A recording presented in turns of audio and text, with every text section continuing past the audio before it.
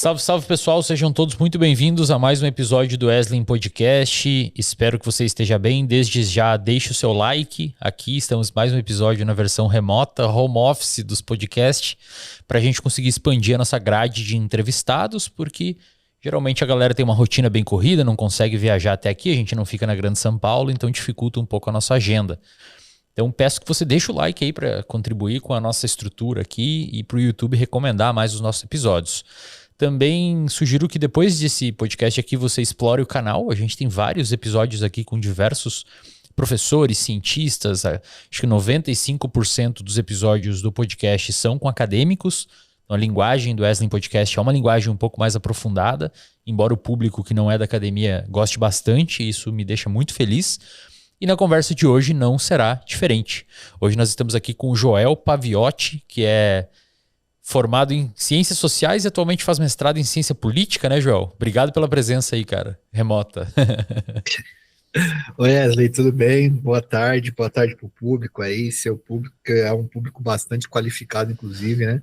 Eu disse para você que os teus conteúdos me ajudaram muito assim a manter uma rotina, a manter uns controles de comportamento, né? Eu tenho um transtorno depressivo recorrente, então o controle de comportamento, esse controle de dopamina e tal, ele é bastante importante, sim, e a neurociência ajuda bastante, e aí você é o porta-voz disso daí, um dos melhores porta-vozes do Brasil, e valeu mesmo, muito obrigado, irmão. Legal, legal. Ô, Joel, você tem crescido muito na internet. O primeiro momento que eu tive contato com o seu conteúdo foi sobre um vídeo seu do canal, autoral, pelo que eu vi, uma produção independente, muito legal que você fez sobre a história do Carandiru. Eu estava assistindo no domingo à tarde lá em casa e achei impressionante a qualidade do material, a qualidade do documental. Depois eu fui pesquisar mais sobre você. Fiquei sabendo por podcasts que você começou a explodir no Brasil e as pessoas te assistirem. Isso é muito bacana. E percebi nas suas entrevistas que você se especializou em facção criminosa, né? Cara, ontem mesmo eu estava lendo as notícias e vi que e eu vou usar esse exemplo só para fundamentar a pergunta, mas não precisa ser até ele, tá? Ontem mesmo eu vi que no Rio de Janeiro estão, ou em São Paulo, acho que em São Paulo estavam depredando ônibus e também esses tempos teve problemas com ônibus do Rio de Janeiro. E aí a gente vê que a violência na Bahia está bastante alta e o Rio de Janeiro sai alguns estudos mostrando que várias partes do Rio de Janeiro são comandadas por facções. Como é que está esse cenário do Brasil hoje, Joel? Quem são as duas maiores? É uma coisa realmente organizada? Ou a gente dá o nome de organizado? Ou realmente é um crime que tem uma organização robusta, assim? É importante a gente dizer que 23 milhões de pessoas no Brasil vivem em território dominado por facção criminosa, tá? É um dado muito potente aí de mostrar que, pô, 10% da população brasileira tem alguma organização criminosa que tem algum controle sobre o território que ela está. Pode não ser total, mas parcial ou pequeno tem. Cara, a gente precisa começar a falar muito sério sobre esse assunto, porque nós temos 88 organizações criminosas no Brasil. E o que é o crime organizado? O crime organizado, ele é um grupo ele é uma sistemática formada por pessoas que são do mundo do crime. Uma coisa, Wesley, é você beber alguma coisa, sair embriagado no volante e atropelar alguém. Você cometeu um crime, mas isso não quer dizer que você é do mundo do crime, que você é criminoso. O mundo do crime, ele é um caminho em que as pessoas passam a viver da criminalidade e das atividades ilegais. E ao viver desse mundo, você começa a se vestir com uma ética e moralidade, comportamentos tudo do crime, tudo nessa área. E o crime organizado, ele é quando pessoas se juntam do mundo do crime e se organizam para cometer o crime. Então, se você bate uma carteira sozinho, você é um cara roubando uma carteira, furtando uma carteira.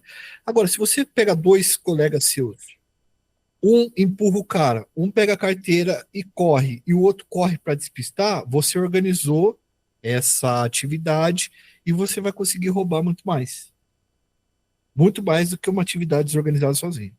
Quando a gente fala de facções e de organizações criminosas, a gente está no âmbito complexo dessa organização, que vai ficando cada vez mais complexo. Então, o PCC nasce com 9 caras dentro de uma prisão querendo não entregar quem matou o outro, e hoje, sem dúvida alguma, ela está entre as 10 maiores empresas do Brasil. Caramba. Legalmente, claro, né? O PCC está em 28 países. O PCC pega pó em Porto Quidiarro, na Bolívia, a $1.000 e vende a 50 mil na porta de Portugal, por exemplo, dólares.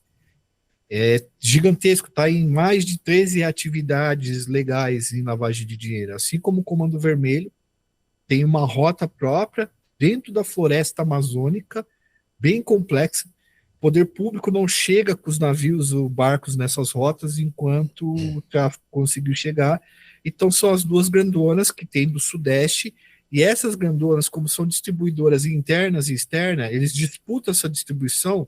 Em todos os outros estados começam a nascer organizações criminosas, ou para resistir à entrada desses caras regionalmente, ou para se aliar a eles e conseguir ali, né, crescer economicamente e tal.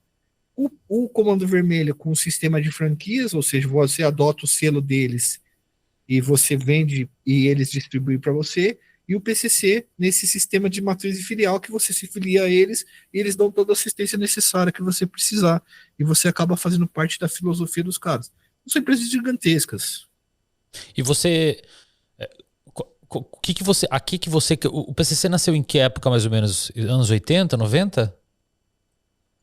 Foi a primeira, né? No Brasil. Não, não. A primeira no Brasil foi o Comando Vermelho. Ah. Dessas mais tradicionais que nascem dentro da cadeia, no vácuo de poder, o Comando Vermelho foi o primeiro. Depois a gente tem discussão se teve cangaço, foi crime organizado, não sei, o jogo do bicho e tal. Mas dessas que a gente conhece mais tradicional, que nasce no vácuo do poder de Estado dentro das prisões, é o Comando Vermelho, que nasce em 1979 na colônia penal Cândido Mendes e Ilha Grande. A questão, Wesley, é que as duas organizações mais famosas do país, que é o PCC e o Comando Vermelho, eles nascem em momentos em que o sistema político brasileiro estava mudando. O Comando Vermelho, quando o sistema político brasileiro estava se fechando, e o PCC, quando a ditadura brasileira estava abrindo para a redemocratização. Então, no final dos anos 60, teve o AI-5, né, que é o Ato Institucional número 5, para quem não sabe, porque se tem um público amplo, às vezes o Claro. cara não conhece tanto de história. Foi o momento que a ditadura militar chegou e falou assim, ó, eu vou fechar todos os direitos básicos que eu achar necessário e eu vou poder prender quem eu achar necessário. E aí eles lançaram a Lei de Segurança Nacional, porque havia uma esquerda revolucionária que fazia guerrilha, que assaltava bancos. E aí eles começaram a não diferenciar mais o que era um assaltante de banco comum do que era um assaltante de banco expropriador de esquerda. Uhum. Geralmente a esquerda que fazia isso era a classe média, e os caras começam a colocar os presos comuns, assaltantes comuns, com assaltantes da classe média de esquerda juntos. Uhum. E eles começam a conviver junto num lugar que era um inferno, né? Tanto que o nome era Caldeirão do Diabo, que ficava longe pra caramba, tal, tudo. Era uma colônia penal absurda, de ruim, com muito vácuo de poder do Estado, tudo. E eles começam a conviver. Mas, assim, a convivência deles não era convivência pacífica, tá? Era tensa, muito tensa. Porque os bandidos comuns sabiam que os caras de classe média estavam ali, uma hora eles iriam ser soltos. Os bandidos comuns eram muito torturados, enquanto os bandidos não, mas os caras que se diziam militantes políticos, eles não apanhavam ali, eles apanhavam antes, né, para entregar os camaradas e tal, mas quando eles estavam ali, eles já não apanhavam tanto mais, né? E eles sabiam que esses caras seriam liberados em algum momento. Só que eles aprendem a conviver juntos e eles precisam adotar uma organização para conviver junto. E aí cada um contribui com um pouco para se organizar. Então, os bandidos comuns ensinam os políticos ensinam os bandidos comuns, e chega uma hora que tem anistia e esses caras presos, né, políticos vão embora, e os comuns eles começam a se organizar e a organizar a cadeia para poder sobreviver mesmo. A partir do momento que foi organizado, se você tem um cara que consegue dar ordem e outros conseguem cumprir, você consegue, você já tem uma raiz de um empreendimento, e você começa a reproduzir essa lógica de onde esses caras vieram, que eram as favelas que ficavam pro lado de fora. E aí os caras veem, é um período também que o cartel de Medellín está crescendo muito, né, nos anos 80, porque o Comando Vermelho é mais ou menos formado em 79, né, tem todo o processo para a formação dele. Claro. E aí o cartel começa a crescer, fazer distribuição, e o Rio de Janeiro, os caras abraçam e aí criam as franquias de ocupação, né?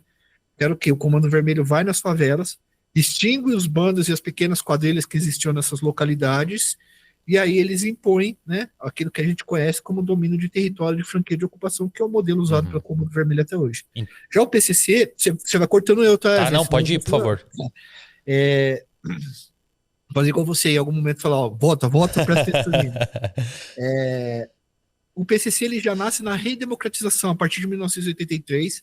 Há uma discussão muito forte aqui com o ministro, com o secretário de São Paulo, o secretário de Justiça, o José Carlos Dias.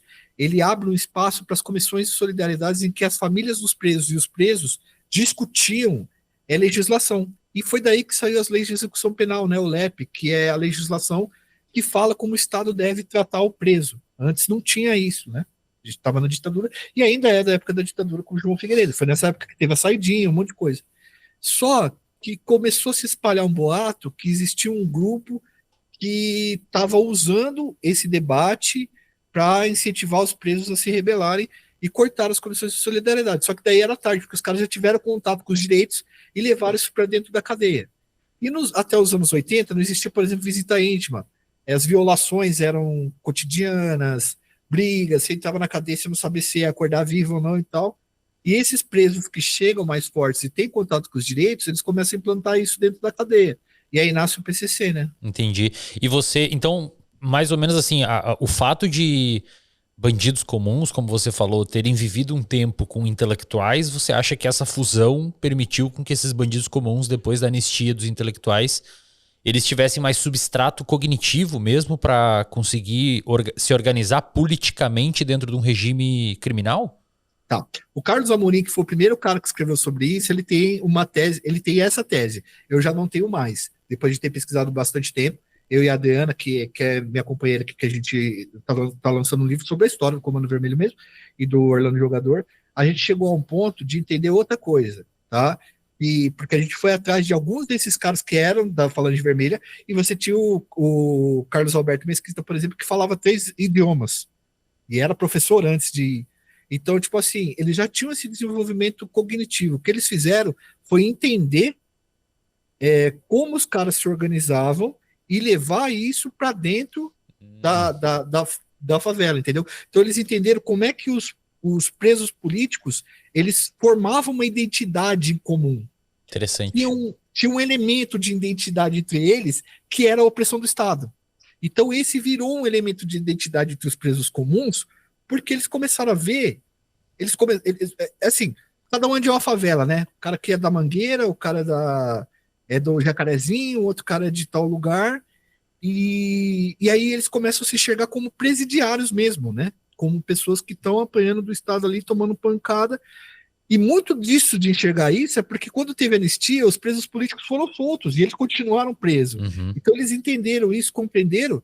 Mas o Carlos Alberto Mesquita, o William da Silva Lima, o Rogério Lengruber eram caras inteligentíssimos. Tanto que o empreendimento do tráfico no Rio de Janeiro foi feito na mão desses caras, o empreendimento por eles. Eles nunca foram comunistas.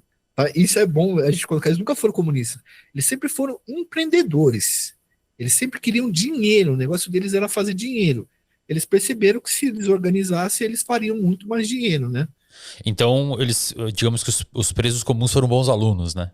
Mais ou menos isso. Eles já tinham capacidade de se articular intelectualmente, eles pegaram aquele modelo de fora, aquela cola e fizeram um Ctrl-C, Ctrl-V para dentro do mundo do crime e aí começou a se desenvolver? Eu acho que foi um exemplo. Eu acho que foi um exemplo. Eu não sei se é exemplo positivo ou negativo, mas vou tentar explicar desse ponto. Eles viram que os presos políticos eram privilegiados, que não morriam e que foram libertados. Eles entenderam que eles eram os caras que se fodiam, que se ferravam muito por serem pobres e por terem determinadas condições. Isso a gente pode até eram ideias que já surgiam, que já rodavam naquele período e tal. E aí eles perceberam como oprimido. O discurso do oprimido do sistema, eu acredito que tenha vindo sim do contato com os presos políticos, tá? Aham. Essa ideia. Mas essa transferência de você organizar a cadeia para sair, eles não trouxeram dos presos políticos. Eles mesmos fizeram isso sem necessariamente ter sido contato com os presos políticos, até porque os presos políticos não eram organizados como a gente acha. Aham. Cada um era de uma célula diferente de esquerda e eles brigavam muito. Aham. Então tinha um cara lá que era do MR, do MRT, daquele do Gabeira, é MS8 do Gabeira? MR8, né? Então eles eram de vários diferentes grupos diferentes que brigavam entre si. Então eles mesmos não tinham a própria unidade. A unidade foi feita depois com o próprio Comando Vermelho e com a outra unidade, que era a Falange de Jacaré, né, que eram os caras que depois viraram o terceiro comando ali dentro. Então foi uma troca de experiências, porque senão, Wesley, a gente entra num negócio que é muito chato da esquerda, que é assim, os intelectuais acadêmicos que estudam, Uhum. e aí eles vão lá e eles ensinam os caras em forma de lição que os caras já sabem de Uhum. forma orgânica, entendeu? Mas isso meio que acontece ainda hoje, né, Joel? Esse Não, debate ainda. completamente. Eu, por exemplo, que faço um debate de segurança pública que muitas vezes a esquerda não quer fazer, É, o cara vem, ele é marxista, ele nunca estudou segurança pública, ele quer ensinar pra gente, tá, fulano faz isso, tal, é. né? Então, Deixa eu te perguntar, hoje qual que é o vamos se ater então ao Comando Vermelho e PCC, que acho que são os expoentes aqui. Qual que é o principal fonte de renda deles, Joel? dos dois, De cada um, assim. O que representa o bolo dele, assim? Qual que é a maior parte? é muito doido. Só uma coisa, eu consegui explicar pra você Sim, o lance lá conseguiu. Eu entendi tá? totalmente. Sabe que eu tô meio Não, não, perturbado não, hoje, não, não. eu Fica fico... tranquilo. Cara, assim, ó, vamos lá. É, Em 2016, o Comando Vermelho e o PCC, eles eram de um tamanho. Eles dependiam muito da venda do pó no varejo. Eles criam um empreendimento juntos, uma missão juntas, de ir até o Paraguai e tomar a principal rota do Paraguai. O Paraguai sempre foi um interposto absurdo para colocar pó e depois trazer para cá. Eles matam um cara chamado Jorge Rafatomani, que era um grande chefão da fronteira que controlava a venda de pó lá. Então, se Joel e Wesley chegassem hoje e falar, vamos virar criminoso, Wesley, vamos. O que dá pra fazer? Vender pó. Vender pó onde? Santa Catarina. Eu tô chutando que você é daí, eu não Aham. sei. Sou daqui. Santa Catarina. Então nós vamos descer lá, nós vamos pegar 10 quilos de pó, nós fala com dois, três empresários, nós traz o pó que vende. Você ia lá e você comprava com o Jorge Rafa tomando esse pó. No varejo e no atacado. As duas organizações elas se juntam e matam esse cara para tomar a rota dele e vender só para quem eles querem. E aí essas duas organizações já tem pessoal, já tem logística, eles pegam essas rotas para eles. O PCC pega essa rota, que é a rota caipira, que sai ali do Mato Grosso do Sul, e pega toda essa malha rodoviária de São Paulo, que é muito boa, inclusive até o Porto de Santos, para exportar. E o Comando Vermelho pega a rota Solimões e Rio Negro, que é a rota por dentro da água, da floresta, mas não que ele também não trafique ali pela rota caipira, também faz, e ele entra norte e nordeste. Então, enquanto o PCC faz a exportação por Santos, o Comando Vermelho faz a distribuição interna no mercado consumidor pujante, que é o norte e o nordeste. Vai chegar uma hora que esses dois eles vão começar a brigar, porque eles vão disputar mercado interno. Uhum. Hoje, o PCC ele ganha muito dinheiro exportando entorpecentes, de ponto de pegar um quilo a 1.000 e vender esse quilo, por exemplo, na Austrália, até $100.000, que é commodity. O Comando Vermelho também. Ele faz isso, mas ele atua mais dentro do Brasil. Isso tem gerado um montante de dinheiro gigantesco e que essas pessoas que trabalham com isso, como pessoas físicas, a hora que fazem sua retirada, elas precisam lavar esse dinheiro. E aí a lavagem de dinheiro está adentrando em tudo e está entrando na fase que a gente chama que é uma fase de infiltração das organizações criminosas, que é o que aconteceu com a máfia. Né? Quando você pega livros internacionais, como sobre a máfia russa, italiana, você vê que tem uma fase. Até o cara aí que falou, não existe essa fase. Existe, porque em livros internacionais a gente está replicando para cá.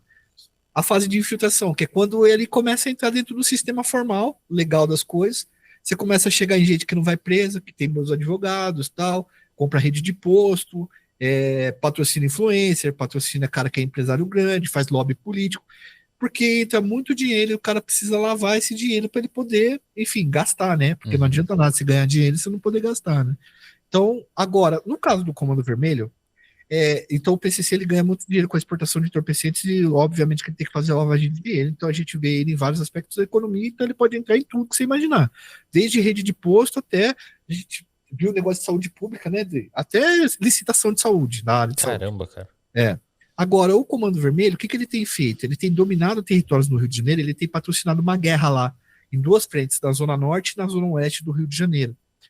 E essa guerra é cara, né? Você precisa de fuzil, você precisa de uma série de coisas para manter aquilo, porque a exploração de território hoje está dando mais dinheiro para o Comando Vermelho do que necessariamente você vender pó no varejo lá no Rio. Porque a organização ela pode explorar outros serviços básicos da vida. Se a gente pegar 100 pessoas, vamos dizer que 3 cheiram pó. Uma cheira pó direto. Mas internet, se você pegar 100 pessoas no Brasil, 97 ou 98 deve usar. Então, esses serviços cotidianos da vida que o Comando Vermelho aprendeu com as milícias a se apropriar, ele tem feito com que os caras ganhem muito dinheiro. Só que a gente ainda não tem dados suficientes, academicamente falando. Quem produz geralmente os dados deles em relação a território é o GENI, né? Que é o grupo de pesquisa de novos ilegalismos. Inclusive, os caras são sensacionais. A gente não tem esses dados ainda para saber quanto da porcentagem que o Comando Vermelho faz é de domínio de serviços básicos da vida. Interessante. Na sua análise é que dentro do bolo deles, essa fatia está crescendo. E na economia informal, né, Lei? Até Porque, porque por exemplo, se o cara pega um prédio, desculpa, mas se o cara pega um prédio com, sei lá, 40 apartamentos, são 40 pessoas numa unidade de terra muito pequena, né? Que ele consegue explorar. Então, são 40 famílias, né? sim, a milícia sempre fez isso. O que a milícia fazia era simplesmente desmatar o local, construir um prédio lá rapidinho. E aí, cara, isso que é embaçado, porque na favela, aí você acha 50 pedreiros para fazer isso, você emprega muita gente. Tipo assim, um empreendimento desse dentro de uma favela, ele emprega aí 500 pessoas. Essas pessoas, elas não querem saber se quem tá empregando ela é Isso. o dono do, tá ligado? Tipo, ela quer receber dinheiro. E aí isso vai criando, assim, uma tomada da vida cotidiana que você tá em tudo, né? Então, por exemplo, o Johnny Bravo, que é o chefe do Comando Vermelho da Rocinha, ele tem montado empreendimentos de férias lá para traficantes de outros estados. Então descobriram que chefões de facções cearenses vêm para cá para a Rocinha e os caras oferecem um serviço para eles de all inclusive. Um spa. Exatamente, mas é exatamente isso. São 3, 4 mansões, você paga tipo 100 mil por semana, você fica nessa mansão e ele disponibiliza até um prédio para os seus seguranças ficarem. E Cara. lá o cara faz o processo de crime a home office. Ele vai lá, instala um notebook, liga o notebook, mata fulano aqui que eu quero ver matando e tal. E aí a polícia do Ceará agora tem cooperado com a polícia do Rio de Janeiro para. Mas assim, é o que eu. Até pão, velho, farinha de trigo, pão, todas essas coisas, os caras têm batido em cima, né? E a- E aí cobra mais barato, você tem. Tem uma coisa na periferia que é assim: os problemas, os caras. O Brasil não dá educação para que a gente consiga resolver problemas básicos no diálogo. E aí eu não estou falando de pobre, tá? Tô falando de qualquer um. A gente resolve processando e os caras resolvem sim. brigando. E às vezes a gente resolve brigando também. É, os caras que são chefes do negócio, eles resolvem problemas da vida cotidiana os mais comuns possíveis. Por exemplo, no Rio de Janeiro, o cara constrói uma casa, ele vende a laje dele. Ele constrói uma casa e ele vai vender a laje para outra pessoa, para o cara construir uma casa em cima. Ele vende a laje. Aí depois que o cara compra a laje e está construindo a casa, o cara quer construir uma escada para poder sair, né? Tem que fazer. O cara falou: não, a escada você tem que alugar a minha, porque eu não vendi escada para você, eu só vendi a laje. Pô, o cara vai na delegacia? Não vai, porque tá tudo errado. Ele vai no Uhum. traficante, o traficante chega pro cara e fala assim: mano, você não vendeu a laje pro cara? Vendeu. Então você vai construir a escada pro cara agora porque você queria Uhum. extorquir o cara. Então, essas resoluções dos problemas da vida cotidiana abrem espaço para que o cara tenha legitimidade para te levar à internet, Uhum. para resolver o problema da sua vida, os seus problemas. Acontece um crime na favela que o cara, por exemplo, um abuso, uma violação de mulher, uma violação de criança. Cara, é pneu e acabou, entendeu? Então, assim, os caras resolvem muito rápido o problema da vida cotidiana das pessoas e era pro Estado fazer isso, né? Quando você diz o pneu, é botar o cara dentro do pneu e tacar fogo nele. Só Isso, o pra. famoso micro-ondas. Hoje não se faz mais isso, né? Hoje os caras têm outras técnicas lá que eles fazem, mas é basicamente isso. Você desaparece com o cara. Saquei. E quando você disse lá no início do episódio 23 milhões de brasileiros morando, vivendo sob o domínio do crime organizado em território, essa aí é a definição? Ou existe uma definição específica? O Estado não chega? O que é o crime, o território dominado? Porque eu vejo que, ô Joel, eu não sei se eu posso estar enganado na minha análise, eu peço que você me corrija, mas muito provavelmente a pauta ou um pedaço da pauta, também não sei, não dá para duvidar nada do Brasil, mas cada vez mais essa discussão está indo para o campo político e em algum momento acho que vai ser o grande debate. E o grande debate dentro desse universo, pelo que eu vejo, é a gente ter estados, estados no sentido de territórios no Brasil, onde não chega o Estado, por conta que o crime organizado está ali. É essa a definição? É, assim, por exemplo, vamos tentar usar um exemplo. Quando a gente fala de domínio, tá? Existem várias formas de você dominar a vida de uma pessoa. Por exemplo, em São Paulo não existe uma periferia que a polícia não entre com um carro e dois policiais. Qualquer lugar. A polícia consegue morar em qualquer lugar em São Paulo. Mas isso não quer dizer que a localidade não seja dominada de certa maneira. Ideologicamente, dissimuladamente, sempre vai ter um resumo, uma disciplina do PCC ali que vai controlar alguma coisa se precisar. A gente não consegue mensurar. Existem os graus de domínio. Existe desde o cara que mora aqui e a gente num condomínio e a gente sabe que não acontece nada que o cara é chefe de uma facção, até o complexo de Israel que é totalmente dominado por 300 fuzis, Entendi. certo? Agora, sobre o tema ser discutido no ano que vem, já começou. Ano que vem, eu estou tentando até me afastar disso, porque ano que vem, o principal tema de discussão no Brasil, sem dúvida alguma, é segurança pública. E, cara, só para explicar para o público, eu sempre uso essa analogia que é interessante. O que é segurança? Segurança é um sentimento, mano. Assim, eu tô falando sentimento mais de ignorante, tá, Wesley? Não, Depois você me fala o que quimicamente não, é fica isso, tranquilo. cientificamente. Ela é uma subjetividade, mano. A segurança pública são os mecanismos burocráticos, materiais que o Estado vai fornecer para criar esse sentimento em você, ou para mantê-lo em você. Então pensa num barco. O mar é uma coisa assustadora, não é? Mas quando você está dentro de um barco, você vai ver o marujo, você vai ver o piloto do barco, você vai ver o casco do barco, você vai ver os salva-vidas, você vai ter uma série de metodologias que vão passar para você, que você não pode fazer, vai ter um estabilizador, você sabe que aquilo os lugares onde você vai, o barco vai parar, onde não vai parar, você vai ler que ele nunca afundou. Agora, se pegar você no barco e jogar você no mar, Uhum. ou se te largar sozinho num barco, essa sensação de insegurança. Então é como se o Brasil jogasse o cara no mar ou deixasse o barco sem A nenhuma deriva. tripulação, à deriva. E isso causa uma insegurança. E a gente vai discutir isso porque a gente precisa deslegitimar as facções dentro das periferias. Como que vai acontecer essa deslegitimação? Ela já está acontecendo porque o pobre está tendo o celular roubado. O pobre ele não está conseguindo sair e voltar a hora que ele quiser. Então, esse sentimento ele vai ser capitalizado por alguém, por algum grupo. E muitas vezes esses grupos políticos eles não oferecem solução. O que eles oferecem é a mesma coisa que eles oferecem sempre. A gente vai resolver, mas não resolve nada. A última novidade é os caras ir lá em El Salvador encher o saco dos outros lá, porque estão enchendo o saco dos políticos lá. Todo político brasileiro quer ir para El Salvador agora. Vê a experiência de El Uhum. Salvador, né? Tá todo mundo indo para lá. Vão chegar aqui e não vão fazer nada, Uhum. entendeu? O Zema foi para lá, mas o Minas Gerais aqui tem 4 mil homens do PCC em Minas Gerais, entendeu? E assim, a gente vê.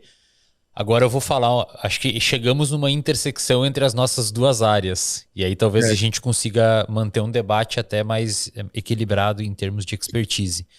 Quando a gente vê estudos, pelo menos os que eu acompanhei, não é a minha área de especialidade, mas eu sou curioso. Estudos sobre efeito de aumento de pena, estudos sobre se prisão perpétua tem um poder dissuasório ou não, e etc. O que eu encontrei, Joel, é que a única variável, e isso tem respaldo nas melhores escolas, tipo behaviorismo e etc., de estudos de comportamento, isso se respalda nos mecanismos comportamentais que o ser humano tem. Parece que a variável que mais tem poder de dissuasão de um sujeito cometer um crime é a certeza da punição e não o tamanho da punição. Então o cara, se roubar celular, se 95% das pessoas que furtam um telefone são presas por 1 ano, 2 anos, pelo que os estudos indicam, essa pena com uma certeza alta de acontecer tem um poder de dissuasão muito maior do que se 2% dos caras são presos, mas ficam 80 anos presos. O cara ele tem que ter uma razoável certeza que ele vai ser punido, pelo que os estudos apontam, e que será rápido, que não vai demorar 2 anos para ele ser preso. Tipo assim, se a gente, pelo que eu vejo, tá? Se a gente tivesse um espírito social, e aí até usando a analogia do barco, né? Se a gente tivesse um espírito social de que o sujeito tá andando na rua, ele vai assaltar alguém, roubar um telefone, e cara, daqui 3 dias a polícia vai descobrir, vai bater na porta dele por segurança, tecnologia, câmeras, sei lá, qualquer coisa, registro. Os estudos apontam que o poder de dissuasão desse tipo de medida é muito grande. Você concorda com isso, cara? Ou existe alguma outra alternativa? Essa análise não, é equivocada para o Brasil, sei lá. É que existe uma dogmática muito grande em cima dos estudos científicos humanos, né? Aí eu vou tomar paulada também em segurança pública, porque existe. Tu tá falando de tudo baseado em evidências, correto? Uhum. Né? Tipo assim, você faz uma experiência. Mano, eu sinto no comportamento do cara esse mecanismo a hora que eu exponho o cara a isso, certo? Mas há muito dogmatismo em cima da segurança pública, muitas vezes, mano. Em cima desse negócio. O cara pensa, abolicionismo penal, o Estado é opressor, não sei o quê, não sei o quê, não sei o quê. O cara pensa psicanaliticamente, tá ligado? Não sei o quê, o sujeito recalca, não sei o quê, não sei o quê. E esses discursos, eles vão descendo como se fossem discursos evidenciados, e na academia de boa parte do mundo é dessa maneira. O que acontece no Brasil, para mim, tá, é uma questão de percepção, mano. Como você falou. Mas não é uma percepção clara que é essa que a gente tem porque estuda, que é assim, ó, se eu vejo não, é uma percepção de classe social, cara, de desigualdade de tratamento. Um exemplo muito fácil disso daí é esse. O brasileiro, quando, e aí eu não tô falando que é só brasileiro, tá, mas eu tenho a experiência do Brasil, né? Ele tem a percepção de que a pessoa não é punida, não quando acontece com a família dele, mas quando acontece com o político, por exemplo. Então ele enxerga o local de privilégio uma localidade que o cara não é punido. Como no crime e castigo, por exemplo, o cara achar que tem pessoas que estão acima da lei. Aqui no Brasil tem castas que estão acima da lei, classes gigantescas que estão acima da lei. Essa é a sensação que o cara sente aqui embaixo. Tá entendendo? Mas quando acontece com o filho dele, ele vê o filho dele sendo punido de certa maneira. Por quê? Porque eu não estou falando de tempo de cadeia, tá?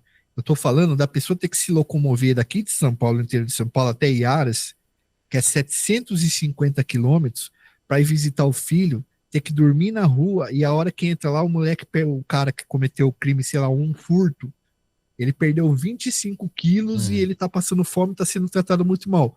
Para essa pessoa, ela acha que o filho dela tá sendo punido muito. Mas quando ela olha para todos os deputados e políticos, ela percebe que o lugar onde mais tem Estado é o lugar que menos pune. Perfeito. Entende? E tipo assim, o primeiro deputado preso no Brasil foi em 2004, mano. A República tinha já 200 anos, não, não sei quantos anos. Então, o que acontece? Essa percepção de desigualdade no tratamento de punição é o que traz o sentimento do cara de que o cara não está sendo punido.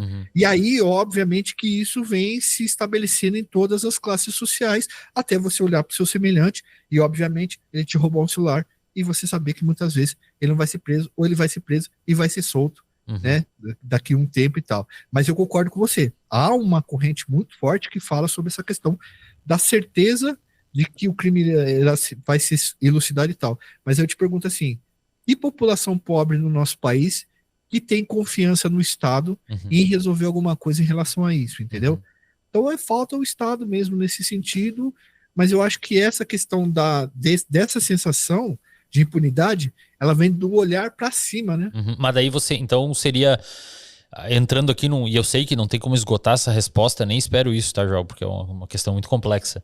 Mas baseado no que você vê em experiências de outros países, eu entendo que tem uma questão cultural, que tem que importar para o Brasil com certo cuidado, olhando as nuances, eu entendo tudo isso.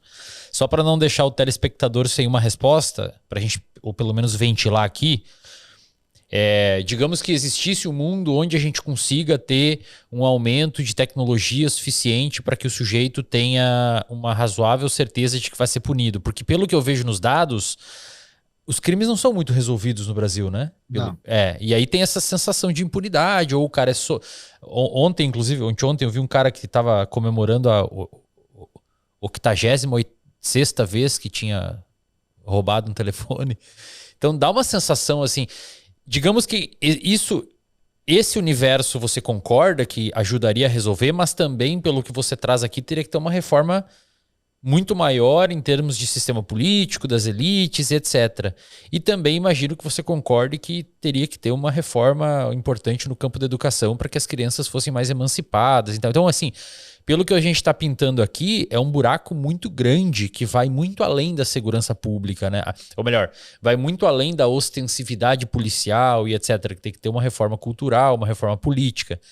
Mas a gente não tem como fazer isso tão rápido, acredito eu, essa mudança na educação, etc. Falando em termos de polícia, de cadeia, até trazendo a experiência de El Salvador, que é o que vai provavelmente dominar o debate no ano que vem. O que você acha que, digamos que estaria mais próximo e possível de ser feito no Brasil? Eu vou dar um dado que às vezes quando a gente fala que o Brasil não apura muitos crimes, a gente acha que o policial nem chega a prender o cara, mas não é verdade. Quando a gente está falando de apuração de crime, a gente está falando desde o momento que se abre o inquérito até o momento do julgamento e da condenação. Então, muitas vezes, o que acontece é que o sujeito vai ser punido. O problema é que ele tem uma grana, muitas vezes, para pagar aquilo para você protelar aquilo até não conseguir mais. E entra no negócio de você não ter conseguido solucionar isso. E muitas vezes, até as práticas, às vezes é uma questão, viu, mano, de dispositivo. Às vezes você consegue provar que o cara é culpado, você pegou o cara quase em flagrante e tal, algum problema no relatório, algum problema com alguma prova e tal, faz com que isso fique atrasado também. Então a gente tem um problema nesse processo estatal de resolução. Não é de achar o cara, essas coisas e tal, mas tem todo esse problema estatal de você conseguir fazer com que entre na ponta aqui e sai na outra ponta preso. Perfeito. Outra coisa que é importante a gente colocar aqui também é que muitos dos nossos políticos que prometem punição ou que prometem, por exemplo, investir em educação para diminuir a desigualdade e tal, eles não fazem isso porque na base deles tem um governador ou tem um prefeito que daí a hora que você aumenta a pena, quando você começa a prender mais, o cara que é prefeito e governador fala assim, mano, mas não dá para vocês prender mais, porque eu não tenho dinheiro para construir mais penitenciárias, eu não tenho grana mais para investir em deixar a gente presa, eu não tenho mais dinheiro para aumentar o efetivo policial. Nas salas mesmo, ali onde se define a vida cotidiana, que é nas antessalas do Congresso, esses governadores, prefeitos, eles chegam e realmente eles bancam que falam assim, ó, mano, meu orçamento é isso aqui. Se vocês meterem isso aqui, ó, eu vou ter que aumentar 30% dos presos, vou ter que aumentar 40% do efetivo, vou ter que fazer tal coisa. Eu não tenho dinheiro, sendo que eu preciso garantir 18% para educação, não sei quantos por cento para a saúde e tal. Então aí começa a travar, e aí você percebe que essa questão da segurança pública não vai. Ao mesmo tempo, você tem movimentos identitários, tanto de direita quanto de esquerda, e de direita muito forte com os policiais, que são muito eleitos, inclusive, que qualquer coisa para os caras é punição, qualquer coisa para os caras é saidinha, não sei o quê, é confronto, que o Brasil vem fazendo durante muito tempo isso. Então há uma discussão que chega no momento que ela vira uma inutilidade, vira só um populismo. E aí, obviamente, que El Salvador é a bola da vez, é o croquis hollywoodiano da vez. Já foi outros países, já foram outras localidades, já foi Singapura, já foi como os Estados Unidos lida com a questão dos entorpecentes, sabe? Aquelas bela história do paizinho que resolve todos os seus problemas e tal. Vamos lá, tocar no vespeiro do Bukele, né, de El Salvador. O Bukele realmente ele deu um antibiótico para um doente moribundo, né? Mas a gente tem que falar sobre territorialização aí, viu, Wesley? Como essas gangues... El Salvador era tomado por gangues, principalmente a Barrio 18 e a Mara Salvatrusta. Era o quê? Uns 60%, 50% do território? Por gangues? É. O controle da vida cotidiana em El Salvador? Meu irmão, acho que os caras eram donos até do mar. Caramba, era dono do lugar todo. Era deles. Sim, tinha 4 ou 5 condomínios em São Salvador que não era tomado pelos caras que tinham segurança reforçadíssima. Caramba, E cara. a região dos governos lá, onde ficam os governantes, porque daí fica exército pra caramba, de verdade mesmo, assim. Muitas vezes, eu sou uma pessoa de esquerda e muitas vezes as pessoas que são de esquerda querem que eu faça esse negacionismo de como era a situação em El Salvador, né? Eu não consigo fazer. Mesmo eu seria mentiroso se eu fizesse. El Salvador passa por uma guerra civil, né, nos anos 80, muito pesada. E muitas pessoas são expulsas ou se refugiam, ficam à pátria, elas vão embora dali e vão para os Estados Unidos. E aí nos Estados Unidos, esses jovens que nascem lá, filhos e netos de salvadorenhos, eles se identificam com aquelas gangues Crips e Bloods e tal, e é muito estadunidense, né, essa organização de identidade por gangues, e eles aprendem a fazer aquilo ali. Bom, quando entra o Clinton coloca uma legislação, e é aí que eu vou te falar da punição, mano. Olha só. Tudo tem um efeito colateral, tá? O Clinton, ele coloca uma legislação e propõe para os estados adotarem que 3 crimes você nunca mais sai da cadeia. Chama three crimes strikes, alguma coisa assim, ó. Tipo, 3 tacadas você tá fora. Eu não sei como é que tem uma expressão para falar isso lá nos Estados Unidos, que é do beisebol, que inclusive tinha muito dos latinos, né? Eles usaram do beisebol por conta dos latinos. E aí, cara, como começou a encher muitas cadeias, os governadores falaram pro Clinton, mano, beleza, a gente vai prender esses caras, mas não tem cadeia para todo mundo. O que vocês vão fazer? O Clinton falou, eu vou deportar gente. Então ele começou a pegar os salvadorenses e começou a deportar para El Salvador. Esses caras, Wesley, eles chegam em El Salvador sem territorialidade nenhuma lá. É a terra da minha avó, da minha bisavó aqui, mas é um bagulho que os caras colocou eu aqui, porque isso aqui é uma cadeia céu aberta, aqui é uma gandaia. Os Estados Unidos mandou eu para cá que é para me dominar esse barato mesmo. E aí essas gangues, elas passam uma subcultura de que aquilo não é território deles e eles podem fazer o que eles quiserem. Apesar de, com o tempo, eles irem conquistando, fazendo parentes lá e etc. Cara, a ponto dos caras chegarem em uma gangue e arrancar a filha de um trabalhador de dentro de casa, o filho de um trabalhador, transformar um moleque no membro de gangue e a menina, entendeu? Tipo, aqui no Brasil, os caras mandam ainda o cara sair de dentro do ônibus. Lá, os caras trancavam os caras dentro do ônibus e tacavam fogo. Trabalhador. Tinha que pagar pedágio, não podia ficar 9 horas da noite. Ninguém aguentava mais. Como eu disse, a deslegitimação desses grupos vieram das populações mais pobres. E aí o Nayib Bukele entra, ele é neto de palestinos e tal, ele foi da esquerda durante um bom tempo, tá? Um centro-esquerda seria mais ou menos aí um PSB da vida, né? E ele entra e ele faz acordo com as gangues, como todo mundo fazia. Fazia acordo com os chefes da gangue, mantinha eles presos lá com regalia, fingia que estava tudo certo, pá. Mas ele resolveu fazer o dispositivo da... Todo governante, né? Tem aquele livro do Levitsky que chama Como as Democracias Morrem, né? Todo governante ele tem uma ação que ele faz para ele ter depois uma justificativa para desgastar mecanismos democráticos, né? O cara da Turquia lá mesmo livrou o país de um golpe, não sei o quê, ele vê o país comunista, essas coisas, assim. Uhum. E ele realmente conquistou esse CECOT, né, que é o Centro de Isolamento do Terrorismo, e ele coloca 60 mil pessoas na cadeia, viu, mano? 60 mil. Tinha inocentes? Tinha inocentes. Mas a ampla maioria de verdade era gente de gangue que tinha aprontado tudo, só que ele não obedece o processo legal. E é muito criticado por isso. Só que o lugar melhorou uma porcentagem absurda. Caiu para foi para um dos mais seguros, né? Considerando homicídio. E aí, cara, tem coisas que a gente não consegue negar. Por exemplo, 92% de aprovação em tudo que ele tenta passar lá na Câmara dos Deputados. Então, é como se tivesse 50 deputados do PT, 45 votassem com ele. Uhum. E aí, ele é um ditador. E, de fato, ele tem desgastado muitos mecanismos democráticos, porque todo mundo que está lá em cima quer se perpetuar no Uhum. poder, né? E manter os privilégios. E principalmente se o cara tiver legitimação do público, né? Entendeu? Então, o cara que tá lá embaixo, com o celular que era roubado e que entrava dentro da casa dele para pegar a filha dele, ele não tá nem aí, ele É, quer que se foda. Eu não posso falar. Ele quer que se. Mas não tem outra é, palavra. Né, ele quer que se foda é, se o Nayib Bukele é ditador ou não, mano. Ele não é. quer que nego entre na casa dele para pegar a filha dele, entendeu? Então, a autodeterminação dos povos, e assim, e a esquerda, aí eu falo do meu campo, né? A gente tem alguns valores universais como os direitos humanos que a gente defende é muito caro, porque o cara lá embaixo vai falar, pô, direitos humanos, porra nenhuma, o que o cara fazia com a minha filha. Pois é, será que o cara não recebeu direitos humanos? É um debate difícil, né, cara? Mas assim, em termos gerais, você vê a experiência de El Salvador, e eu sei que é difícil fazer essa pergunta pra você. Você vê como uma experiência que o Brasil teria alguma coisa a aprender? Obviamente não replicar, porque a gente é um país gigantesco, mas talvez alguma coisa a gente olhar ali e tentar implementar aqui? Primeiro que as gangues lá elas não tinham uma infiltração tão grande como as organizações têm aqui.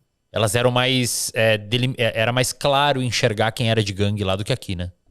Eles se marcavam, né, mano? Se Tipo assim, tatuavam, é. era um elemento de identidade dos caras isso. Mas mais do que isso, mano, eles não tinham o elemento da territorialidade do local.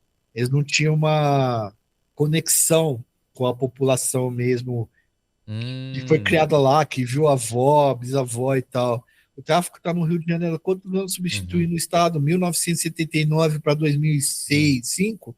Eu sou de humanos, eu não sei fazer conta direito, mas deve ser uns 50 anos, 40 anos. Caramba, cara. É. E assim, cara, é muito doido isso, porque aí o cara vai trazer aqui e ele vai tentar replicar nacionalmente aqui, né? Ele vai tentar replicar nacionalmente aqui, vai fingir que vai replicar nacionalmente aqui. Ele vai chegar no Congresso e a primeira coisa que ele vai propor, vamos construir uma prisão gigantesca para pôr todos esses bandidos dentro da prisão. Existe todo um sistema brasileiro, e aí a Federação Brasileira é algo muito mais Uhum. complexo. É, Aqui a gente tem um populismo que sem o populismo não vai funcionar a coisa. E você tem que convencer, sei lá, tem que convencer aquela massa de 70% de deputados centrão que não pensa nada, né? Não tem opinião. E aí, como é que você vai convencer eles, né? E agora o jogo mudou totalmente. Tipo assim, o poder executivo hoje já não tem poder de nada, virou um parlamentarismo. Porque, Exato. tipo, antigamente, qual que era o poder político do presidente? Ele tinha a chave do cofre, pô. Agora é deputado que executa emenda, né? Executa orçamento. E os caras estão tentando replicar isso a várias cidades já estão querendo É. colocar a emenda parlamentar do vereador, tá ligado? E aí tem ido pro STF e tal, para os caras julgar, mas o Aham, STF tá desgastado, tem coisa que tem que deixar passar, que não tem que aham, deixar passar, entendeu? Então, tipo assim, a gente viveu uma crise. Porque, cara, tipo, a gente tinha um presidente, que era o Bolsonaro, que ele tinha um discurso super bélico em relação às facções e em relação ao crime, né? Mas foi na época do Bolsonaro que foram criadas 39 novas organizações aham. criminosas, que o PCC acabou se expandindo pelo Brasil e fora dele, que o Comando Vermelho acabou se expandindo como grande player de distribuição nacional, que Uhum, aconteceram diversas conflitos, que vários estados foram tomados. uhum, A gente tem os dois grandes estados da federação muito fortes, que é Minas Gerais e São Paulo, que são governados pela direita, que inclusive o Zema foi para El Salvador, acredito que o Tarcísio também vá, e são territórios que também têm aumentado a criminalidade, o Uhum. crime organizado e tal. Então, assim, que exemplo que essas pessoas deram de combate ao crime para irem lá em El Salvador e achar que eles conseguem replicar isso aqui? Uhum. Agora, Wesley, hoje ganha a eleição quem for o melhor influência. Uhum. Sim, sim. E Eu tô gravar um escrevendo. vídeo no Chicote. Ô, Joel, eu tô escrevendo um livro, cara. Eu não vou poder falar aqui, em off eu Uhum. te falo. E tem alguma coisa a ver com isso. Eu vou te mandar um exemplar um dia aí, quando for publicado. Deixa eu te perguntar uma coisa, cara, falando que da política e ser bom influencer, né? É, acho que ficou. É evidente que o governo de direita que a gente teve não resolveu a questão da criminalidade. E uma ala da direita específica faz um debate muito porco quanto a isso. Mas como é que você enxerga esse debate intelectual da esquerda, principalmente vindo da universidade e sob a égide dos direitos humanos? Você acha que o pessoal acelera muito nesse lado e esquece um pouco de olhar os dados?